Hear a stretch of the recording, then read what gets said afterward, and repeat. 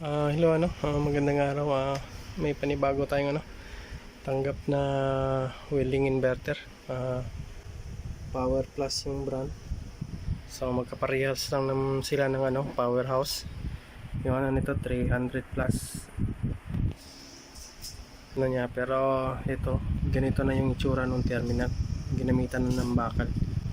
So babalik natin sa yan, sa original So dito sa welding na to magkakaroon tayo ng before and after. Anong itsura nung pagkatapos natin gawin So tatanggalin natin yan. At saka ito tuping, siguro nahulog to kasi na UP na yan sa ibabaw UP. Tsaka ito biyak ko.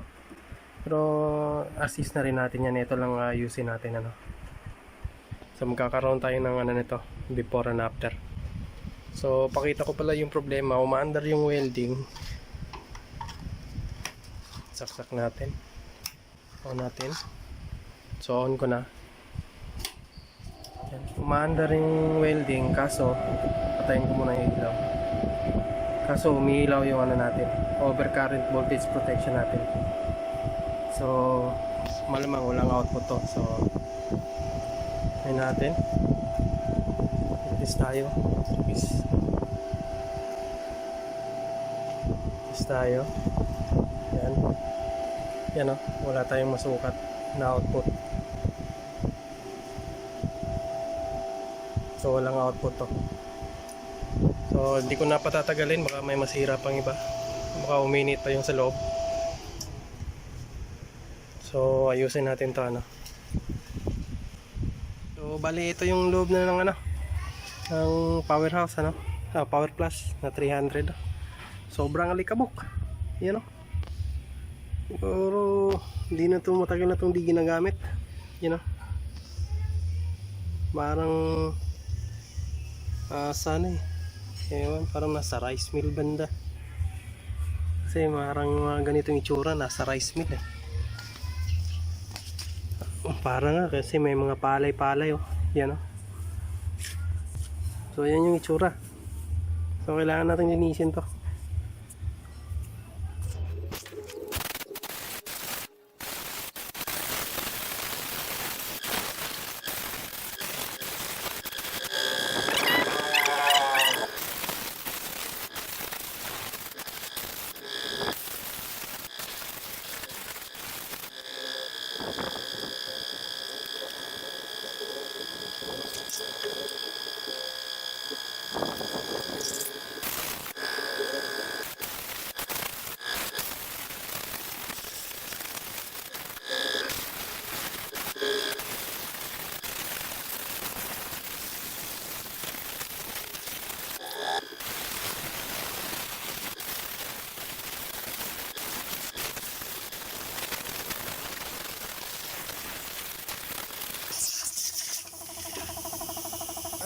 Bali dito muna bali linisin ko na maigi, tapos lagay na natin dun sa workbench ko kasi sobrang dumi. So hanggang dito muna, doon na lang ulit sa sa workbench.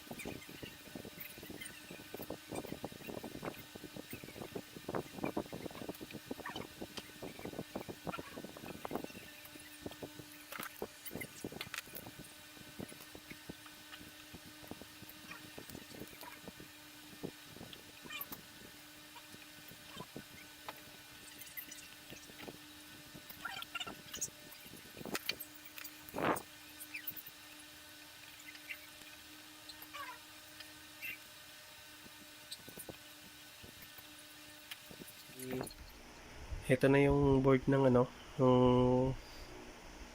powerhouse na 300 amperes na yung nag-iilaw yung overcurrent protection. So pasensya na pala, no, hindi ko na pinakita yung paano ni-repair nito, pero kasi troubleshoot ko to ng magdamagan, ano, alas 4 na ako ng madaling araw nakatulog.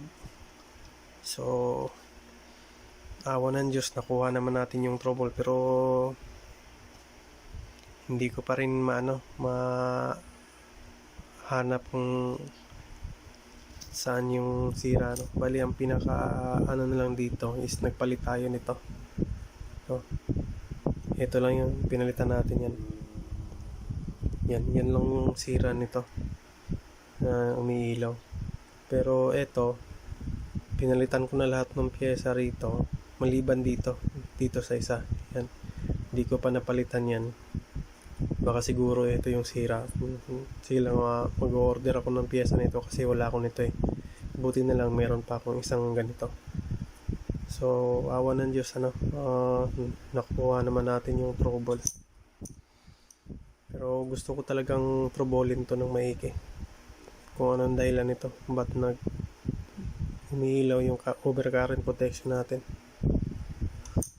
So bali nagpalit na ako lahat ng IGBT diode. Eto, nagpalit na rin ako niyan. So ganun pa rin, ano, ang problema, kaya napilitan na akong palitan to. Yun lang ang isang dahilan na ba't umiilaw yung overcurrent protection natin. So yun lang, ano, ikakabit ko muna sa casing to, tapos panda rin natin ulit, ano. Pasensya na, hindi ko na pinakita kasi ano, tinubulshoot ko na maigi to, magdamagan.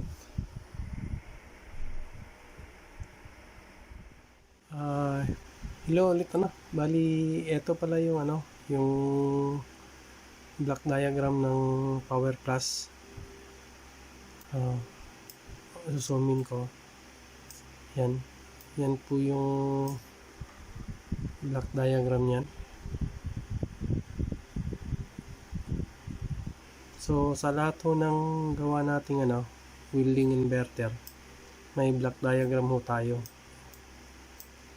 So hindi ho tayo medyo mahirapan sa paghanap nung anong part number yan, ano. Kaso nga lang dito sa powerhouse na to, dito tayo nag-concentrate, ano. Ito yung trinobol ko ng maigi, dito ako natagalan. Kasi nga etong na to, nagpalit na ako niyan. Lahat ng ano dito, lahat ng diode at saka transistor diode, napalitan ko na. Pero hindi ko matanggal yung overcurrent protection natin na umiilaw. Kasi nga ito, wala akong pyesa nito, kaya ito na lang yung hindi ko napalitan. So kaya naman tayo na natagalan, kasi nga sinigurado ko muna na sa parteng ito yung PWM control board natin. Gusto kong matrouble to kung bakit nagkakaroon dito umiilaw yung natin, overcurrent protection natin dito. Anong cause, ba't umilaw siya? Kasi naman pagka palit lang tayo ng palit ng board dito, parang hindi na rin natin nagawa, no? Kasi nga pagka okay lang kung meron tayong stock nito, paano kung wala? Doon tayo mahihirapan, no? Buti na yung ito, balang araw, pagdating ng pyesa, matotrouble ko rin to ng maigi, makukuha ko rin kung ba't anong dahilan, kung ba't umiilaw yung overcurrent protection natin dito. So bali ito yung buong niya, ito yung buong circuit niya, no? Yan, ito yung bali makikita mo sa top, may ano pa dito sa button, yan o, dun yun sa kabila. So bali ano yan, makikita mo sa ibabaw. Palitan natin dito ng top. So yan, balik ulit sa top. At saka may nakalagay na dito na ano, na reference, you know. So hindi tayo masyadong mahirapan mag-trouble. Nahirapan lang ako dito sa ano, sa PWM, gawa nga ng wala akong pyesa nito isa. So pagka meron to, baka eto lang yung sira o baka may iba pang nag-change value na capacitor o resistor kaya umiila yun ano. Kaya gusto kong matrouble to ng maigi. So sa pag-tester pala nito ng ano, ng voltahe doon sa IGBT ano, hindi mo pala matitest yung IGBT dito sa base emitter kung magsukat ka ng voltahe pagka hindi sumama yung ano, main power supply natin. Pagka hindi umandar to, wala kang makukuha ano dito, wala kang makukuhang voltahe rito sa base emitter na to. Kaya tsaka ito na rin yung ano, yung control board ng ano natin dito sa pulse transformer distributor natin ano. Pag binaliktad natin yan may value yan lahat.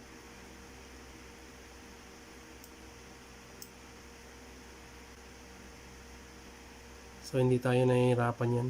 Kaya naman lang naabutan ako ng madaling araw dun sa pag-trouble nito kasi nga gahol na ako sa oras kasi nung time na inayos na natin to nasa 3 araw na no. Pero yung 3 araw na yun hindi ko pa ginagalaw yun kasi nga ano, may ginagawa pa tayong iba kaya tumawag si customer na kung matatagalan daw yung repair baka umabot pa daw ng 5 araw bibili na lang siya ng bago ano. Pero sa sinabi ko sa kanya sir baka ano bukas pwede mo na sigurong makuha kaya napilitan tayong ayusin tong ano welding na to ng ano na dumating to sa akin ano bali 3 araw na ano. Kaya napilitan lang tayong gawin ngayon to para mana naman si customer na ano, kahit na pagod puya tayo alas 4 na ng madaling araw ako natulog nito. Pero yung ano nga, yung pinaka trouble nga eto, pinalitan natin ng buo to kasi may reserva pa ako nito. So yun yung isang ano, kung pinalitan ko lang ng diretso to, so hindi na sana ako natagalan. Kaya lang naman ako natagalan kasi nga troubleshoot ko ng maigi to. Hinanap ko kung anong dahilan, kaso nga lang hindi ko mapagana kasi nga wala ako nung pyesa na to. So balik tayo dun sa welding ano. So sa lahat ng gawa natin may block diagram mo tayo.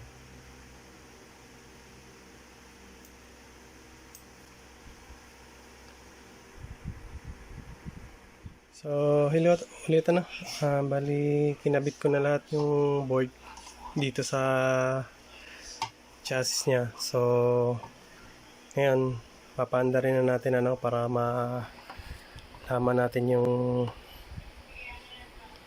okay na ba talaga. Pero okay na to, nakita niyo yun dati may nakalawit pa na bakal dito kaya tinanggal natin yun, binalik natin sa original na ano. Tapos itong dito na yupe yan binalik din natin ano para maganda naman. Kaso nga lang yung ano nito, trabaho nito madali ano kung hindi lang madalian to medyo mapag video tayo ng maigi, kaso madalian tapos kahul na ako sa oras kasi ayaw na nung may-ari na medyo matagal pa na mag repair. Kung ganun din daw bibili na lang siya ng bago. eh kaya napilitan tayong madaliin to, kaya inabot ako ng magdamag dito. So wait lang.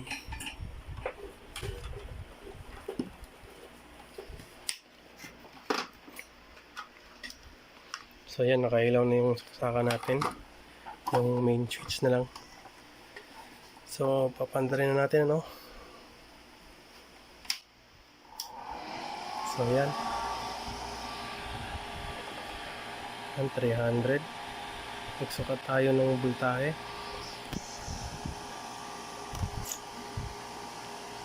Step.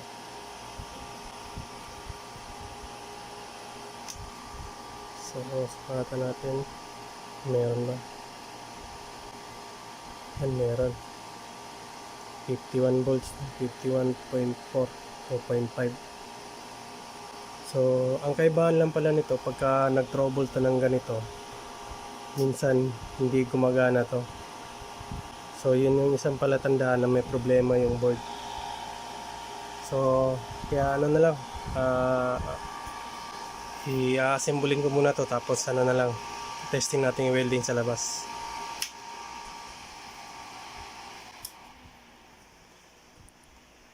So bali ang pinagpalitan talaga natin dito nung nahirapan ako sa trouble, ito yung PWM yan. Ito yung nag-iilaw ng overcurrent protection. So hindi ko lang mahanap dito, napalitan ko na lahat maliban dito sa isa, maliban dito. So kaya wala akong pyesa nito, kaya order muna ako, tapos kabit natin ulit dun sa may isa pa akong welding na ganito din. So testing na lang natin to sa labas, simbolin ko muna. So hello ulit, bali ito na yung kompleto na yung welding natin na power plus na 300 amperes. So yan yung itsura niya, maayos na. So testing na natin itong panda rin, yan.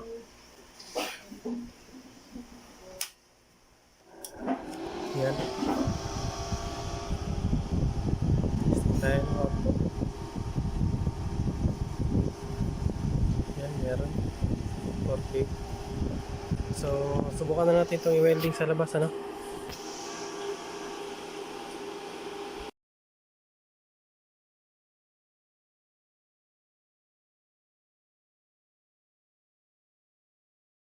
So bali testing na natin itong gawa nating power up plus na welding inverter. So on ko na yung welding. Yan, tumunog na. Settings tayo ng